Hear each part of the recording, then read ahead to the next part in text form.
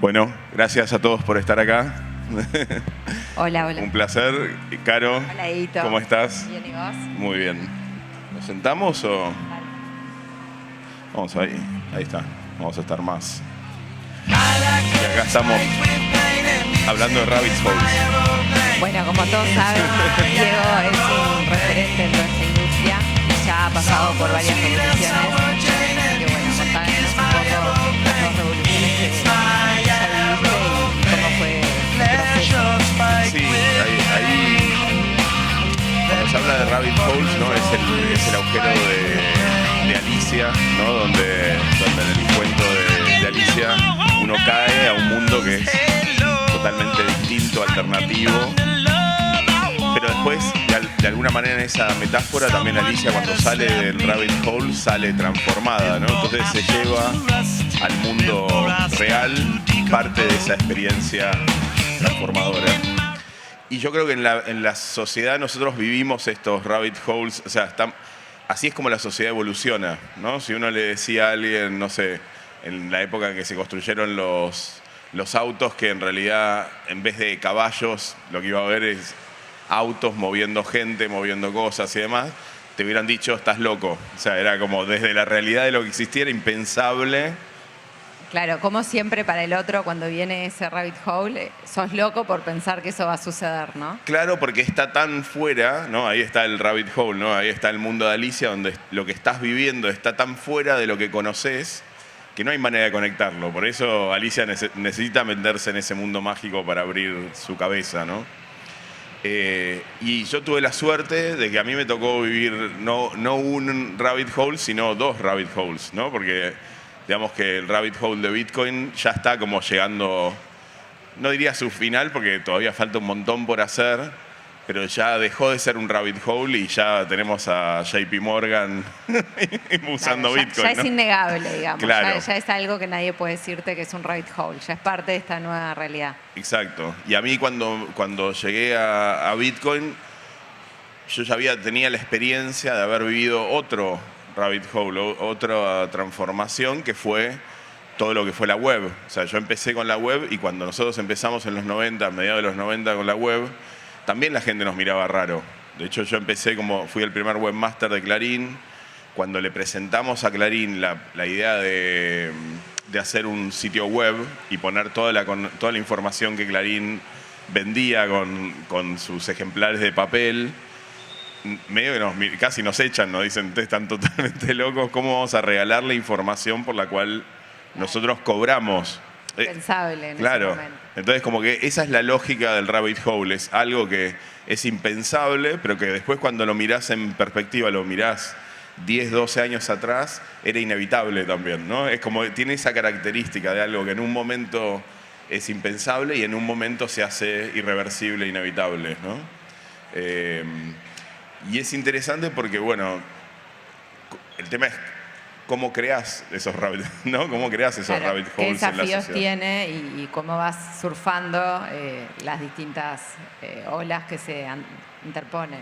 Claro, y en ese sentido siempre hay un diálogo entre lo nuevo y lo viejo, ¿no? Es como el status quo, los que ya están establecidos, que justamente tratan de defender el juego que ya está establecido porque se hicieron, digamos, Millonarios, siendo dueños de ese activo. Exacto, se hicieron. Pero al mismo tiempo también como tienen tanto poder, es como decirle, no sé, las telcos cobraban por minuto de telefonía. Y en un momento se vieron forzadas por la innovación y tuvieron que empezar a decir, bueno, ahora vendemos datos y ya no podemos estar cobrándole por minuto. Siguen teniendo un negocio, siguen siendo parte, pero tuvieron que adaptarse para generar más valor para la sociedad. O sea, la innovación las forzó a tener que cambiar su modelo de negocios. Y esa es un poco la tensión. No es que a los jugadores, digamos, que son los más poderosos del mundo, te los vas a... Es con ellos, no es sin ellos, adaptándose es de con y alguna sin. forma. O sea, te tenés que subir al ring igual y pelearla, porque digo, JP Morgan no es que termina aceptando Bitcoin porque quiere, es que no le queda otra. Claro, a la fuerza, pero digo, no lo vas a sustituir del todo. Eso, no los vas a sustituir del todo, al final terminan siendo parte del juego, pero terminan teniendo que cambiar, ¿no? Y estás cambiando estructuras que son gigantes, ¿no? Muy fuertes. Con la web cambió la academia, o sea, cambió cómo funcionaba la educación, cambió cómo funcionaban los medios de comunicación, o sea, cómo nos enterábamos de lo que pasaba en las sociedades. O sea, transformamos cosas muy profundas y Bitcoin se metió a transformar el sistema financiero. O sea, que imagínate que es la sangre de la sociedad, o sea, es cómo circulan los nutrientes en nuestra sociedad. Entonces está cambiando cosas re profundas. Tal cual. Bueno, hoy nos trae a hablar un poco de, así como te llevó a vos estas dos revoluciones, ¿qué similitud ves vos entre lo que pasó con Bitcoin y la revolución psicodélica? Bueno, la revolución psicodélica primero está recién empezando, ¿no? Porque, de hecho, de nuevo, Rabbit Hole, dijimos revolución psicodélica, la mayoría de la gente acá dice, están locos, están hablando de drogas. Pero la revolución psicodélica es mucho más que eso. Es cuando, a mí me encantó, ahora estuve en la PsyConf brevemente, y uno que, Caro, es una de las coorganizadoras de la PsyConf, que es la primera conferencia que está tratando el tema de el uso de psicodélicos y nootrópicos y demás para lo que es salud mental, o sea, otra aproximación a la salud que no es reactiva. Y a la conciencia, ¿no? Y a la conciencia, ahí nos vamos a meter, pero eso para mí es parte del rabbit hole, es como, que es decir, ahí estamos metiéndonos en cómo funciona la salud. Y si pensamos hoy, la salud es primero paliativa, ¿no? O sea, no sé cómo lo ves vos, pero digo... Sí, tenés que estar enfermo para ocuparte de tu salud. Y es tomar la pastillita para mantenerte, pero no es para curarte, es para mantenerte funcional. Veo que a veces hago paralelismos como con la psicología tradicional, ¿no? O la psicología industrialista, ¿no? Que lo que buscaba era que la gente esté tranquila, como que no haga demasiada ola, que no genere mucho quilombo en la sociedad, porque lo que necesitas es gente que sean buenos obreros, ¿no? Que funcionen en la máquina y que no tengan mucho quilombo, versus una psicología que lo que busque es despertar a las personas, despertar todo su potencial y que se manifiesten, que es mucho más caótico, más complicado de gestionar, pero mucho más valioso al final, ¿no? Es como... Claro, y de alguna forma ser como vos dueño de tu conciencia y no tener que ir a alguien a que pueda darte una pastilla para dormir, para ser funcional en tu trabajo, para estar adormecido en tu vida, para no preguntarte qué es lo que querés. Bueno, y eso que decís vos es algo que yo veo en estos rabbit holes que fui viviendo, es un factor común, es un factor de empoderamiento del individuo, ¿no? Es como algo que yo decía en 2013 cuando hicimos la primera BitConf en diciembre, que en el speech de apertura yo dije, estamos viviendo olas de desintermediación, ¿no? Pero cuando uno dice desintermediación estás hablando de lo que estás rompiendo, pero en realidad esa desintermediación es poder que estaba centralizado, que se lo estás dando a todos los individuos, ¿no? Entonces es como decir, ese para mí es el proceso de la humanidad, es lo que está centralizado, lo que está controlado, que yo siempre tengo una mirada medio, no mala, sino como decir, espera, las cosas se centralizaron por necesidad, no porque hubo un poder maligno, no es que vino Sauron y controló el poder, sino que en algún punto organizar la sociedad de hace 200 años requería estructuras jerárquicas. El tema es que hoy justamente la innovación nos habilita que podemos vivir un mundo distinto. O sea, ya no tenemos por qué vivir ese mundo industrialista, estructurado en jerarquías, ¿no? Entonces, como que hoy está esa posibilidad y ese es el punto común de... Ahí va. ¿Dónde ves vos esa relación entre las estructuras descentralizadas, así como en las finanzas, en la conciencia? ¿Qué desafíos les ves? Bueno, el desafío primero es que si estás muy acostumbrado a que toda tu vida alguien te dice qué hacer y de golpe tenés que empezar a tomar tus propias decisiones, primero tenés que educarte. Y ese es un poco el proceso que venimos haciendo con la comunidad Bitcoin hace 13 años, ¿no? Es decir, bueno, nos juntamos en un meetup, charlamos de estos temas. Yo mismo tuve que educarme. No es que ninguno de los que está acá era un macroeconomista o sabía... O sea, yo lo primero que hice fue estudiar historia del dinero, Bretton Woods, que es como la arquitectura financiera del mundo en el que vivimos hoy. Empecé a entender cómo funciona el sistema financiero, porque si lo querés cambiar lo tenés que entender, ¿no? Y Yo soy economista y a mí me pasa al revés, que al principio escuchaba y decía, no, esto es imposible, trabajar en la bolsa en Merrill Lynch, imagínense 2008. O sea, esto es chino básico, no va a suceder. Claro. Y acá estamos. Y acá estamos. Bueno, eso pasa también. Viste que hay, yo digo, la mayor limitante que tenemos como seres humanos son nuestras creencias, ¿no? Es como, hay otras cosas que nos limitan, pero si yo digo que yo no voy a entender economía, que no voy a tener finanzas, no voy a entender salud mental, no voy a entender... No lo vas a hacer, porque ya tu creencia te limita, no vas a ni siquiera empezar a recorrer el camino para transformarte, ¿no?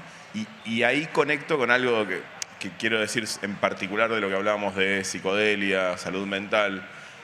Lo que es muy poderoso de la psicodelia es que básicamente justamente te desestructura tus creencias momentáneamente para que vos puedas reprogramarlas y puedas cuestionarlas.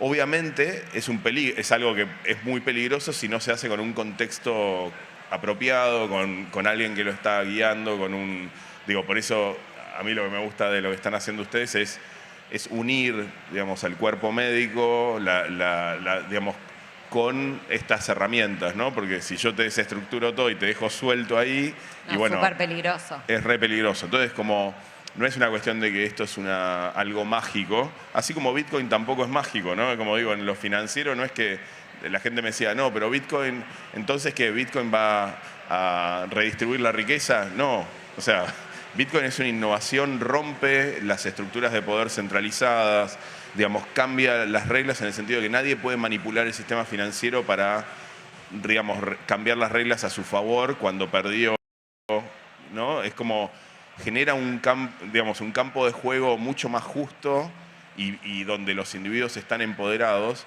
pero no va a resolver los problemas de la humanidad. Los problemas de la humanidad los tenemos que resolver todos nosotros. No es que tenemos una nueva herramienta para hacerlo, pero el laburo es nuestro, no es que... Una cosa importante que me parece como para contextualizar es que cuando hablamos de salud mental no hablamos de solamente depresión, Alzheimer, bipolaridad. Cuando hablamos de salud mental, nosotros estamos hablando del equilibrio del sistema endógeno del cuerpo. Hablamos de autoinmunidad, hablamos de sueño, hablamos de sexualidad, hablamos de las distintas etapas de la vida, hablamos de ansiedad, que creo que es una crisis que hoy todos sufrimos. Porque si no, a veces ponemos la salud mental como esto, solo en un problema donde vamos al psiquiatra a que nos dé una pastilla, pero la salud mental hoy es algo que forma parte de nuestras vidas de todos. Hoy, de cómo dormimos, de cómo comemos, de cómo nos relacionamos, de cómo nos sentimos o no conectados con los demás y con el mundo y vivimos nuestra vida. Eso me parece importante porque si no siempre queda como en lo problemático y queda ahí encasillado donde... ¿Por qué los psicodélicos son una revolución? Es porque hablan de eso, de la disolución del ego de alguna forma para poder conectarte de distintas formas con todas las relaciones con las que vos tenés. Bueno, y volviendo a lo que veníamos hablando de los ciclos de innovación, las revoluciones, digamos, la web cambió cómo se accedía al conocimiento, a la información. Bitcoin está cambiando cómo se gestiona el valor en nuestras sociedades, y esto tiene que ver con lo más profundo, que es cómo gestionamos el ser. Somos seres pasivos de, no sé, un sistema de salud que nos da pastillitas para que nos mantengamos estables, o somos seres humanos que estamos trabajando sobre la raíz de nuestros problemas. Y esto no es solamente en la parte mental, también en lo físico, ¿no? Como si uno se alimenta mal. Yo durante casi 2 décadas en el último ciclo dormía 4 o 5 horas, ¿no? Por día. Y es un daño terrible para el cuerpo eso, ¿no? Y hace unos 3, 4 años dije, no, voy a empezar a dormir bien, estoy trabajando, pero hay que reeducarse. O sea, yo estoy en un proceso de reeducación de trabajar en eso. Entonces, hay es doloroso también, ¿no? Porque a veces es mucho más fácil seguir en piloto automático y ni cuestionarnos. Sí, y tirar la tierra abajo de la alfombra, porque eso en algún momento explota, ¿no? No es que la... Pero bueno, en ese sentido, si vos me decís cuáles son los puntos de contacto, primero tiene que ver con esto de una innovación, una nueva tecnología. En el caso de los psicodélicos existen hace mucho, pero fueron bloqueados durante décadas y hoy está volviendo a haber, digamos, trabajo científico. Está MAPS en Estados Unidos, que es trabajo con MDMA, que está... ICERS, Parea, un montón de neurocientíficos en el mundo, en las universidades más renombradas, haciendo estudios para ver cómo puede mejorar nuestra salud o nuestros problemas con estas drogas en ciertos contextos, ¿no? De nuevo, no es la panacea. No, claro, pero bueno, hay una innovación, un nuevo, digamos, un resurgir de herramientas que pueden habilitarnos a trabajar. Después lo otro es la construcción de la comunidad, que es lo que ustedes están haciendo, que está recién empezando, pero es en esas comunidades donde se articulan todos los actores, ¿no? Donde vos decís, bueno, es la comunidad más, si querés, psiconáutica, que es la que viene como en la exploración de la conciencia y demás, pero bueno, después la comunidad médica, después, como hablábamos, la farma va a tener que ser parte de la charla. Con la farma. Sí, pero hay que tener siempre cuidado. No es con la farma de decir, che, pidiendo permiso, porque si le pedíamos permiso a los bancos o a los bancos centrales, Bitcoin no existía. Entonces, digo, como todo innovador, hay que ser un poquito rebelde y salir a patear un poquito el tablero, pero sabiendo que en algún momento los vas a tener que integrar en el juego o van a terminar integrados en el diálogo, ¿no? Con los emprendedores también, por eso la existencia del fondo para que puedan realmente hacer sus startups y cambiar el modelo que estamos hoy inscriptos. Bueno, y eso, por ejemplo, nosotros en Bitcoin, todos los emprendimientos que hay hoy, o casi todos los emprendimientos que hay hoy, nacieron de los meetups, digamos, que hacíamos nosotros en 2013. O sea, Ripio presentó su primer proyecto, no se llamaba Ripio, se llamaba Bitpagos, en un meetup que hicimos en marzo-abril del 2013. O sea, Seba Serrano vino y contó su proyecto y demás. O sea que hay un poder que tiene la construcción, la comunidad, que es justamente ir amasando estas ideas, como esto del rabbit hole, ¿no? Es ir entrando en estos rabbit holes y trayéndose de ese mundo alternativo, digamos, ese sueño de cómo podría ser otra sociedad. Entonces, y es un proceso, ¿no? Es como un trasvasamiento de ese sueño en la realidad, que es permanente, y las comunidades hacen ese laburo. Y no es lineal, ¿no? Si mirás la historia de todo lo que fue Bitcoin y todo lo que pasó, por ahí era... Hoy lo mirás y decís, claro, y vamos a llegar acá a esta conferencia con, no sé, más de 10.000 personas, pero todo el camino fue como en círculos y pasando distintas estructuras y distintas barreras que se fueron solucionando. Capaz que ahora pensar cómo se va a solucionar cada una de las barreras claro, no lo podés saber ni si tratás, es más, las solucionás haciendo. La solucionás en comunidad, la solucionás emprendiendo, la solucionás teniendo diálogos con los reguladores, con la farma, con los médicos, o sea, la solucionás en ese diálogo que es una danza más que, ¿no? Es una danza que vas dando, y es una danza que a veces se pone difícil también. O sea, nosotros tuvimos la BitConf en diciembre de 2013, euforia total, porque Bitcoin ese año pasó de $20 a 1.100, imagínense, fue una locura. Y después vino la muerte térmica, vino durante 2014, 2015, 2016, yo me juntaba con gente, con los mismos que siempre. Me mentiste, bancos, me claro. perder mucha plata. No, eso porque yo nunca le dije a nadie que pusiera sus ahorros, o sea, yo decía mi visión y después cada uno hacía lo que quería, pero sí me juntaba con los bancos y me decían, pero yo pensé que eso estaba muerto. Y es como, y seguís, ¿y por qué seguís en ese contexto donde nada a tu alrededor te valida, donde todo te está diciendo que... Y seguís justamente por el sueño, por la aspiración, porque en algún momento entraste a ese rabbit hole y viste que, aunque no es evidente en el mundo, hay otro mundo posible. Y empezás a como decir, bueno, yo voy a seguir trabajando para que este sueño que vi se pueda convertir en realidad, ¿no? Y porque no es solo especulativo, ¿no? Porque en realidad todo lo que pasa en la economía es un reflejo, o sea, en el valor de la moneda, de todo el ecosistema y todo lo que hay atrás que lo está construyendo. Sí, y hay algo, ahí yo soy medio, voy a tirar algo que para un economista puede ser un poco controversial, pero para mí la economía, incluso la economía, que uno diría, pensás que es lo más tangible del quehacer humano, es un acto de fe. Es un acto de creencia. 100%. O sea, sea, la economía está basada en las teorías en que somos seres racionales. Exacto. Imagínate. Todos los teoremas se basan en exacto. eso. O sea, Quizás hay algún ser racional acá, pero les puedo asegurar que yo no yo voy a conozco estar ninguno. de acuerdo con eso. Claro, pero viste que está hasta esa creencia en cuestiones como, viste que son inamovibles. Y vos decís, ¿qué es inamovible? Que haya bancos centrales es algo que existe hace 3 siglos. O sea, en una historia de, digamos, decenas de miles de años del ser humano en sociedad, ¿no? En comunidad, en realidad hace 300 años que hay un banco central y que el dinero lo manejan los estados-nación. También los estados-nación son algo relativamente, digamos, empieza con el Pacto de Westfalia hace 500 años, pero en realidad eran ciudades-estados.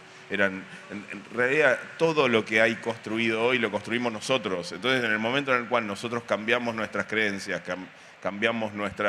podemos cambiar el mundo, y no es en este caso yo les puedo decir por experiencia propia que no es una frase, es una realidad. O sea, todos los bitcoins que construimos este ecosistema, cambiamos el mundo. El mundo hoy es otro mundo que el que había hace 12, 13 años.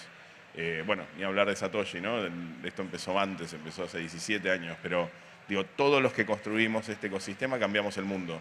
Entonces es posible. Está bien, en mi caso yo estoy hace 13 años, pero la verdad que... Nada, en un cambio de paradigma. En términos de lo que es la sociedad, si vos me decís, mira, le vas a tener que dedicar 10, 20 años de tu vida a hacer algo que va a dejar una huella en el mundo, que va a dejar un mundo con más oportunidades, con gente más sana, más conectada, en el caso de lo que se están haciendo con Expand, con gente más conectada con su ser, más conectada con su salud, en control de su salud mental, física y, si querés, espiritual en algún momento también, es como el aspiracional, pero de nuevo, ahí es donde cuando decís espiritual quizás la gente se dice, no, pero eso es demasiado. Bueno, empezá por tu cuerpo, empezá por tu mente, y después, si surge la búsqueda espiritual, ahí están las herramientas también, ¿no?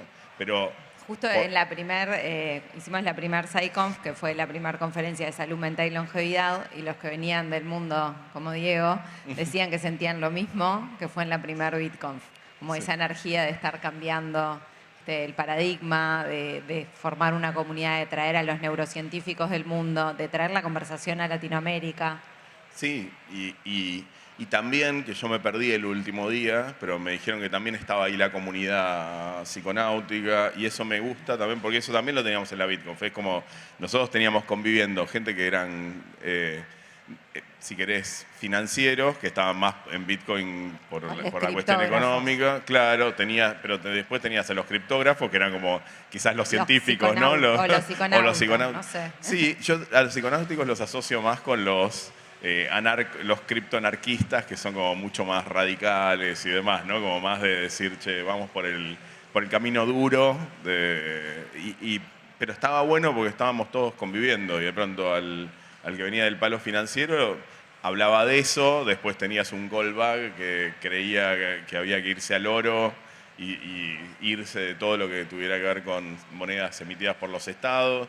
Yo me acuerdo, siempre me quedó grabado, una señora que vino porque tenía a su hijo en España, y acá teníamos controles de capital, era muy difícil mandar plata, y vino a ver cómo podía hacer para mandarle plata a su hijo con Bitcoin.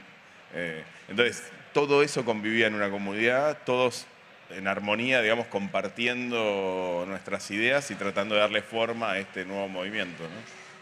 Otra cosa que me parece importante es, así como vino a la conferencia Rick Doblin, que es quien está más avanzado con el FDA, con MAPS para la regulación del MMA, que ahora se FDA es como la organización en Estados Unidos que aprueba todo. La Fed. Como la Fed de los medicamentos, salud. ¿No? De salud. Es la que aprueba todos los protocolos de salud, aprueba, claro, todos los medicamentos. Y el año pasado se le trancó esta regulación y sin embargo sigue avanzando. Y esta similitud de todas las cosas que pasaban con Bitcoin, que se trancaba y después avanzaba, y él después de la conferencia me dijo, "This conference gives me hope".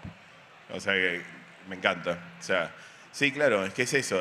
Ahí está la esperanza, está en esos espacios, ¿no? O sea, yo cuando vengo acá, la verdad que me da esperanza. O sea, veo toda la gente acá y algo que para mí es muy lindo es que pasaba mucho en Bitcoin y sigue pasando, que te encontrás con gente que es muy valiosa sin importar, digamos, si estás de acuerdo, ¿no? O sea, a veces yo estaba en desacuerdo, pero gente valiosa, gente que me desafiaba y me hacía pensar, me hacía ir más allá de... Y eso para mí es muy lindo y es parte de esta construcción de estas comunidades que están construyendo los nuevos rabbit holes de nuestra sociedad, ¿no? Para cerrar, ¿cómo ves vos? O sea, ¿qué te hace la esperanza? ¿Por qué te da esperanza la revolución psicodélica? ¿Cómo te da esperanza el venir acá y ver un nuevo sistema financiero por ahí? Yo desde muy chico que tengo claro mi propósito. Creo que igual el propósito, cuando digo esto, no es que yo tengo una línea que dice, bueno, el propósito de Diego en el mundo es hacer tal y tal cosa, sino es como una sensación de estar en el mundo. Cuando tenía 12 años, como que vi injusticias de la sociedad, digamos, vi gente muy buena, muy capaz, muy solidaria, muy laburante, que porque nació en contextos económicos muy limitantes no pudo desplegar su potencial. Con los años, eso que antes era como una rebelión ante esa injusticia, yo hoy le doy forma a mi propósito, que tiene que ver con ayudar a que todos los seres humanos puedan desarrollar el máximo de su potencial. No importa cuál es ese potencial, porque cada ser humano tiene un potencial y un deseo de desarrollarlo distinto, y yo con eso no me meto, pero yo quiero aportar a crear herramientas, y con Bitcoin y con la web yo aporté como si se quieren, en las cuestiones más duras, más de materiales o ¿no? de desinformación, conocimiento, muy importantes.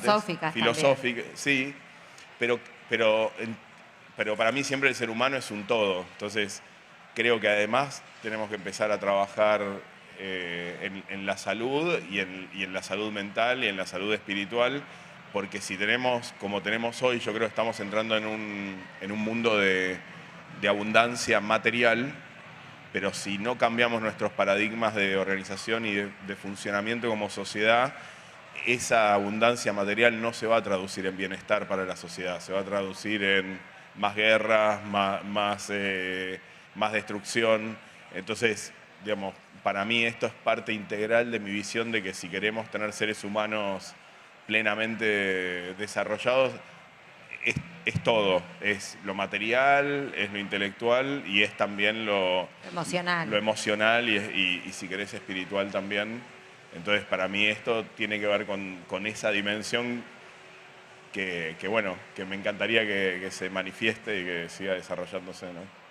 Bueno, ojalá que quieran ser parte de esta nueva revolución, ya sea con Panambí, con la SAI para venir o para SPAN, para poder trabajar su ser, para aparte de tener abundancia, poder ser seres más integrales, felices y conectados, que al final también se trata de eso, ¿no?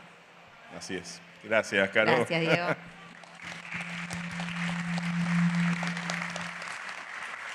¿Todo bien?